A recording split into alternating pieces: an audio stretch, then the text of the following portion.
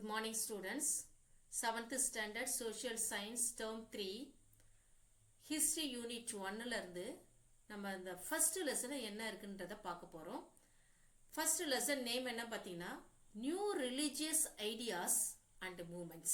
அதாவது புதிய மதத்தினுடைய கொள்கைகளையும் அதனுடைய இயக்கங்களை பத்தியும் நம்ம பார்க்க போறோம் இந்த லெசன்ல. Learning objectivesல to acquire the knowledge of devotional movement of Alvars and Nayanmars.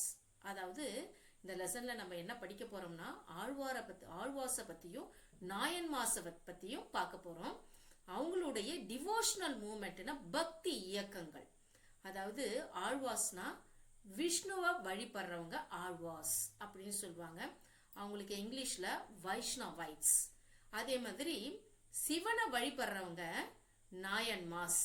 அவங்களுக்கு இங்கிலீஷ்ல செய்வைட்ஸ். இங்க இருக்கு பாருங்க சிவனுடைய பிக்சர். இந்த சிவனை வழிபடுறவங்களுக்கு பேரு நாயன்மார்ஸ், செய்வைட்ஸ் அவங்களுடைய பேரு செய்வைட்ஸ். அதே மாதிரி இங்க இருக்க விஷ்ணுவை வழிபடுறவங்களுக்கு பேரு வழிபடுறவங்க யாருன்னா ஆழ்வார்ஸ். அந்த விஷ்ணுவை வழிபடுறவங்களுக்கு பேரு என்ன அப்படின்னு பாத்தீங்கன்னா வைஷ்ணவைட்ஸ். நெக்ஸ்ட் பாத்தீங்கன்னா பக்தி மூமெண்ட், அதாவது பக்தி இயக்கம். Started in Tamil Nadu around 7th century AD.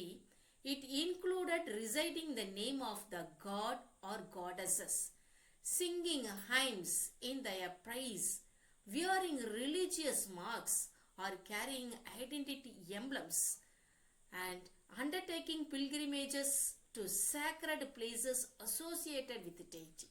அதாவது பக்தி இயக்கத்துல முக்கியமா பாத்தீங்கன்னா பக்தி இயக்கம் எப்ப வந்துச்சுன்னா 7ஆம் நூற்றாண்டுல தமிழ்நாட்டுல வந்துச்சு. அது எதெல்லாம் சார்ந்து இருக்கு அப்படின்னு பாத்தீங்கன்னா காட் ஆர் காடஸஸ். காட்னா ஆண் கடவுள், காடஸ்னா பெண் கடவுள். அந்த கடவுளுடைய நாமத்தை அடிக்கடி சொல்றது, எங்களுடைய பேர் அடிக்கடி சொல்றது. சிங்கிங் ஹைம்ஸ் இந்த பிரைஸ்னா அவங்கள பத்தி புகழ்ந்து பாடுவது, போற்றுவது. Wearing religious marks. ஹிந்துஸ்லாம் பாத்தீங்கன்னா நெத்தியில குங்குமம் வைப்பாங்க, பட்டை வைப்பாங்க, விபூதி வைப்பாங்க, ராமம் போடுவாங்க. இதெல்லாம் ரிலீஜியஸ் மார்க்ஸ். அதே மாதிரி அவங்களுடைய கேரிங் ஐடென்டிட்டி எம்ப்ளம்ஸ். இப்போ ஒரு கிறிஸ்டியனா இருந்தா செயின்ல வந்து கிராஸ் போடுவாங்க.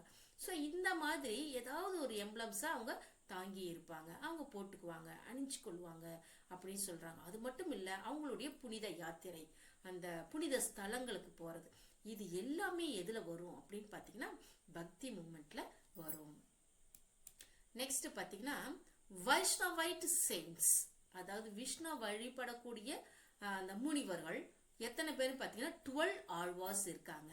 இங்க பாத்தீங்கன்னா 12 ஆழ்வார்ஸ். இந்த பிக்சரை பாருங்க, இந்த பிக்சர்ல இருக்கிறவங்க 12 ஆழ்வார்ஸ். நெக்ஸ்ட் பாத்தீங்கன்னா 3 முதல் ஆழ்வார்ஸ். முதல் ஆழ்வார்ஸ் 3 பேர். யார் யாருன்னு பாத்தீங்கன்னா பொய்கை ஆழ்வார், பூதத்தாழ்வார், நெக்ஸ்ட் பேயாழ்வார். இந்த 3 பேரும் முதல் ஆழ்வார்ஸ், 3 முதல் ஆழ்வார்ஸ் சொல்றாங்க. நெக்ஸ்ட் அதர் ஆழ்வார்ஸ் அப்படின்னு பாத்தீங்கன்னா திருமலிசை ஆழ்வார், பெரிய ஆழ்வார், தொண்டரடிப்பொடி ஆழ்வார், திருமங்கை ஆழ்வார், திருப்பன ஆழ்வார், குலசேகர ஆழ்வார், நம்ம ஆழ்வார், மதுரகவி ஆழ்வார் அண்ட் ஆண்டாள். ஸோ இந்த மாதிரி 12 ஆழ்வார்ஸ் இருக்காங்க. முதல் 3 ஆழ்வார்ஸ் உங்களுக்கு சொல்லியிருக்கேன். ஸோ இதுல இந்த பிக்சர்ல பாத்தீங்கன்னா இவங்கெல்லாம் யாருன்னா ஆழ்வார்ஸ், விஷ்ணுவை வழிபடுறவங்க, வைஷ்ணவைட்ஸ் அப்படின்னு சொல்லுவாங்க.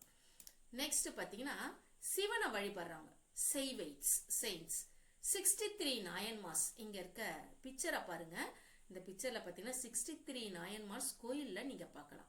There are 63 legendary Nayanmars. Among them ஞான Sambandar, Appar and Sundarar, often called trio. அதாவது 63 நாயன்மார்ஸ், புகழ்பெற்ற நாயன்மார்கள் இருக்காங்க. அதுல முக்கியமானவங்க பாத்தீங்கன்னா 3 பேரு.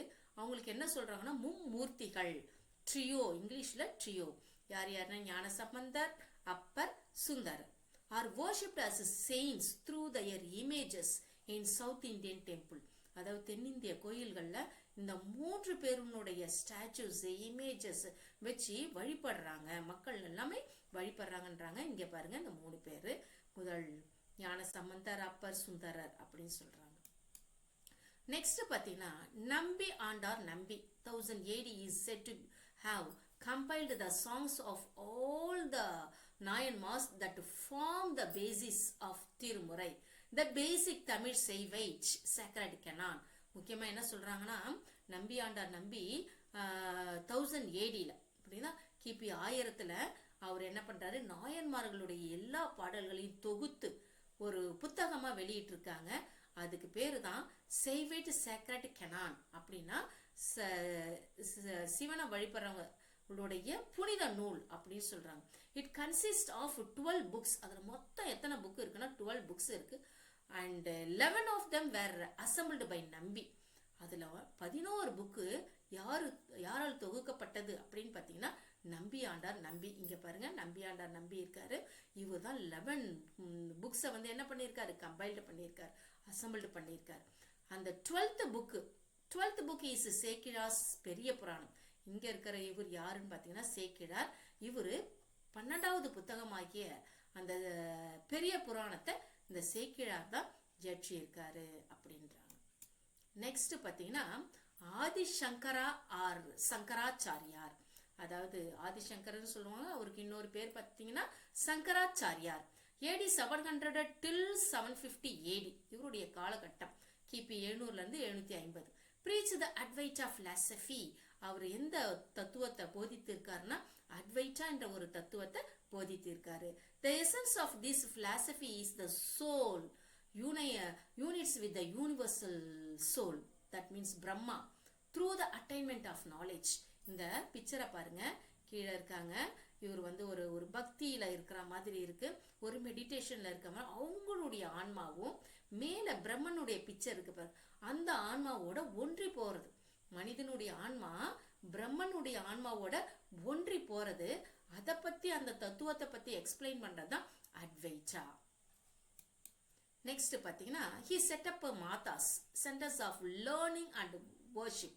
அதாவது இவரு மாதாஸ்ன்ற ஒரு நிறுவனத்தை அமைச்சிருக்காரு. அப்படின்னா என்னன்னு பாத்தீங்கன்னா அது centre of learning and worship, வழிபடக்கூடிய ஒரு இடம்.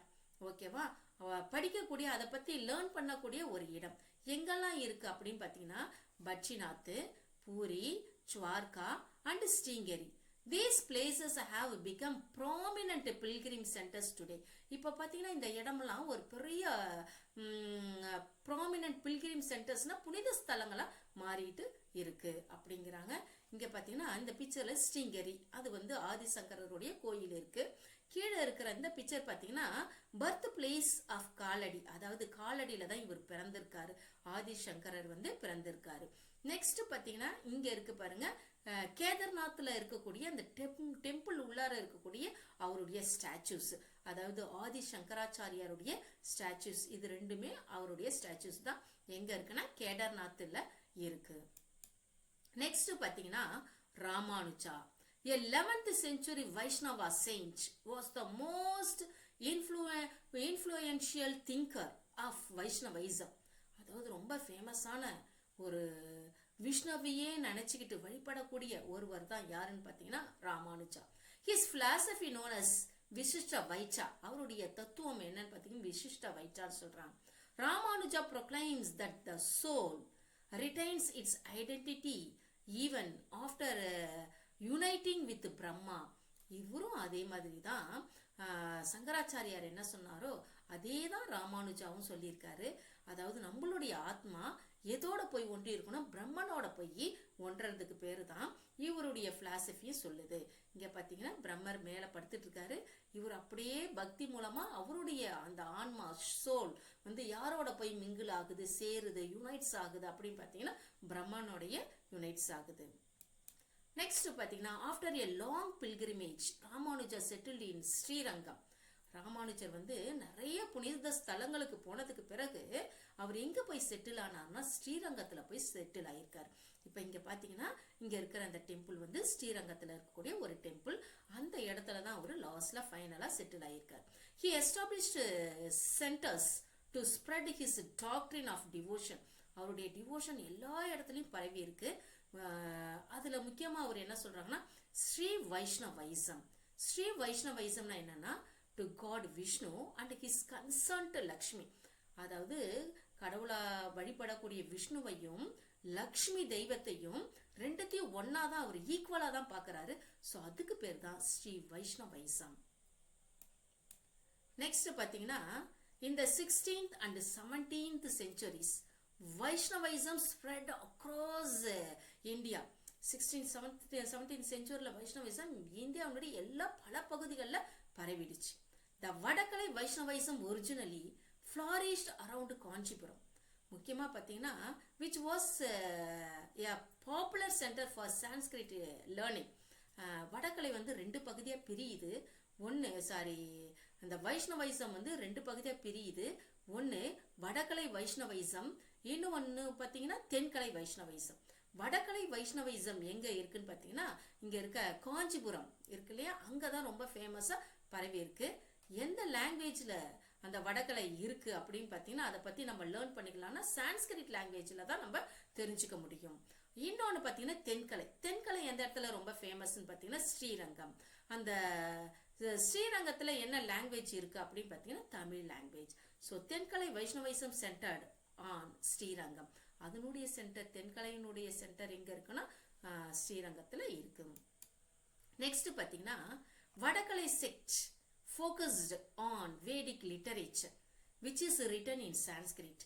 வடக்கலை அதனுடைய அந்த வேத லிட்டரேச்சர், வேத இலக்கியங்கள் எந்த லாங்குவேஜில் இருக்குன்னா சான்ஸ்கிரிட் லாங்குவேஜில் இருக்குன்றாங்க. நெக்ஸ்ட் பார்த்தீங்கன்னா the Thenkalai sect stressed the importance of திவ்ய பிரபந்தம்ஸ் are written by the 12 Alvas in Tamil. அதாவது தென்கலை எதில் இருக்கு, அந்த புத்தகத்துக்கு பேர் என்னன்னு பார்த்தீங்கன்னா திவ்ய பிரபந்தம் சொல்கிறாங்க. இதை எழுதினவர் யாருன்னா 12 ஆழ்வாஸ். என்ன லாங்குவேஜில் எழுதியிருக்காங்கன்னா தமிழ் லாங்குவேஜில் எழுதியிருக்காங்க. Thank you students. நெக்ஸ்ட் பார்ட்டை நெக்ஸ்ட் வீடியோவில் பார்க்கலாம்.